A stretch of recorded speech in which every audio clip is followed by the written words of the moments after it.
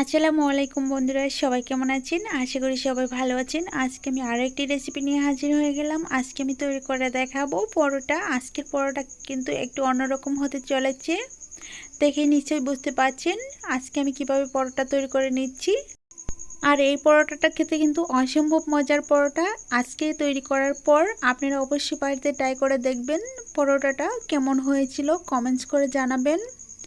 তো চলুন আমরা কথা না বাড়িয়ে মূল রেসিপি দিকে চলে যাচ্ছি। ততক্ষণে সাথে থেকে সম্পূর্ণ ভিডিও দেখার চেষ্টা করবেন।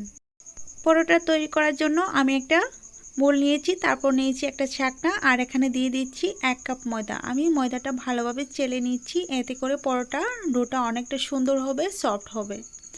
আমি সবগুলো ময়দা একইভাবে চেলে নিচ্ছি। আমি মোট নিয়েছি 2 কাপ ময়দা। 2 কাপ ময়দা নেওয়ার পর এখানে অ্যাড করে দিচ্ছি স্বাদ মতো লবণ। লবণটা দেওয়ার পর দিয়ে দিব রান্না রেগুলার 1 চা চামচ তেল। তেলটা দেওয়ার পর হাত দিয়ে ভালোভাবে ময়দাটাকে ময়াম করে নিব। ময়াম করা হয়ে গেলে আমি নর্মাল তাপমাত্রা পানি দিয়ে একটা সুন্দর একটা ডো তৈরি করে নিব। তো আমার ময়াম করা হয়ে গেছে, এখন আমি অ্যাড করে দিব পানি।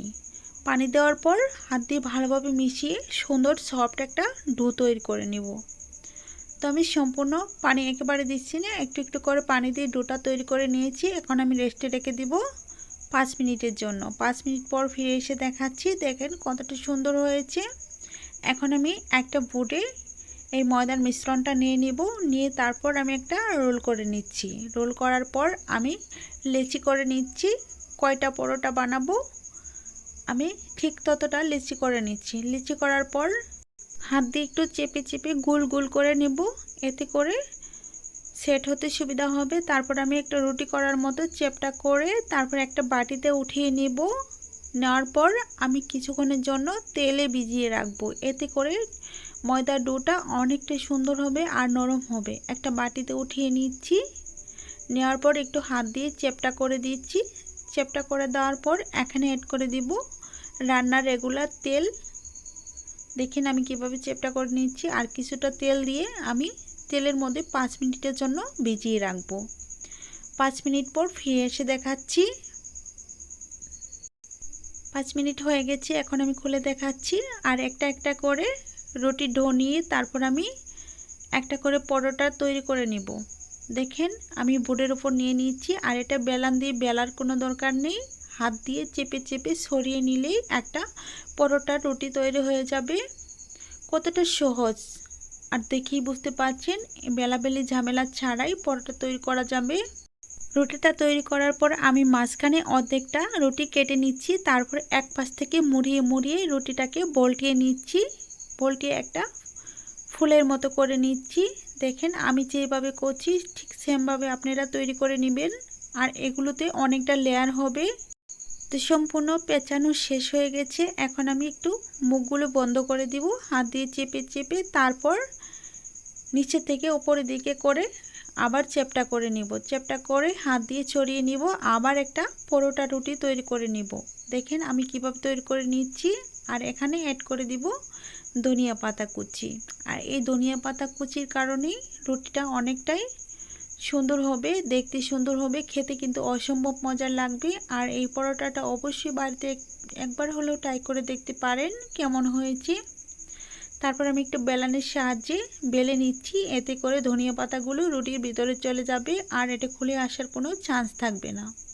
তো একটা পাশে আমি ধনিয়া পাতা লাগিয়ে নিয়েছি, তারপর অপর পাশটা আমি আবার কিছুটা ধনিয়া পাতা ছড়িয়ে দিয়ে একটু হাত দিয়ে ছড়িয়ে দিচ্ছি। তারপর একটু বেলান দিয়ে বেলে লাগিয়ে নিব। দেখেন খুব সহজে লেগে যাচ্ছে। এ পাশে আর বেলান দিয়ে বেলতে হলো না, এমনি এমনি লেগে গেছে। এখন আমি ভেজে তারপরে দেখাচ্ছি। পরোটাগুলো ভাজার জন্য একটা কড়াই বসিয়ে দিয়েছি। কড়াইটা আগে থেকে হালকা গরম করে রেখেছি। তারপর পরোটাটা দিয়ে দিচ্ছি। এপাশ ওপাশ তেল ছাড়া 1 মিনিটের মতো ভেজে নিব। ভেজে নেওয়া হয়ে গেলে তারপর কিছুটা তেল দিয়ে ভেজে নিব।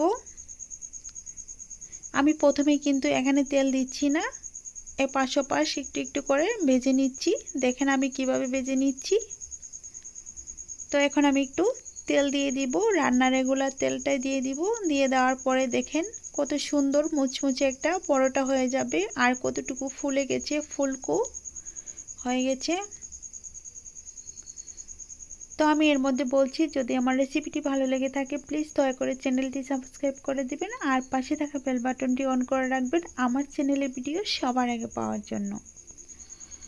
আর আজকের রেসিপিটি কেমন লেগেছিল কমেন্টস করে অবশ্যই জানিয়ে দিবেন। আমার পরোটাটা ভাজা হয়ে গেছে, আমি আপনাদের সুবিধার্থে আরও একটা পরোটা ভেজে দেখাচ্ছি। দেখেন পরোটাগুলো দেখতে কতটা সুন্দর। অবশ্যই একবার হলেও ট্রাই করে দেখবেন। ধনিয়া পাতা দিয়ে পরোটা তৈরি করা খুবই সহজ একটা রেসিপি। আর এই রেসিপিটি কিন্তু বাচ্চারা সবচেয়ে বেশি পছন্দ করবে, কারণ এখানে ঝাল অথবা মিষ্টির কোনো কারণ নেই। খুব মজার একটা রেসিপি তৈরি করা হয়েছে। আর বড়দের কথা তো বলাই যাবে না, তারা খেয়ে কিন্তু আবার বলবে, রিকোয়েস্ট আসবে। তো দেখেন আমি সেমভাবে দুইটা পরোটা ভেজে নিচ্ছি আর সবগুলো পরোটা আমি একইভাবে ভেজে তারপরে সার্ভ করে দেখাচ্ছি পরোটাগুলোতে কতগুলো প্রলেপ হয়েছে। পরোটাগুলো ভাজা শেষ হয়ে গেছে, এখন আমি একটু দেখাচ্ছি, একটা পরোটা ছিঁড়ে দেখাচ্ছি কেমন হয়েছে, কতগুলো প্রলেপ হয়েছে আর কতগুলো লেয়ার দেখলেই বুঝতে পারবেন। তো আমি পরোটাটা ছিঁড়তে ছিঁড়তে বলে দিচ্ছি। যদি রেসিপিটি ভালো লেগে থাকে তাহলে একটা লাইক দিয়ে চ্যানেলটিকে সাবস্ক্রাইব করে দিবেন আর পাশে থাকা বেল বাটনটি অন করে রাখবেন আমার চ্যানেলের ভিডিও সবার আগে পাওয়ার জন্য। আজ এই পর্যন্তই, ভালো থাকবেন, সুস্থ থাকবেন। পরবর্তীতে আবার কোনো রেসিপি নিয়ে দেখা হবে। খোদা হাফেজ।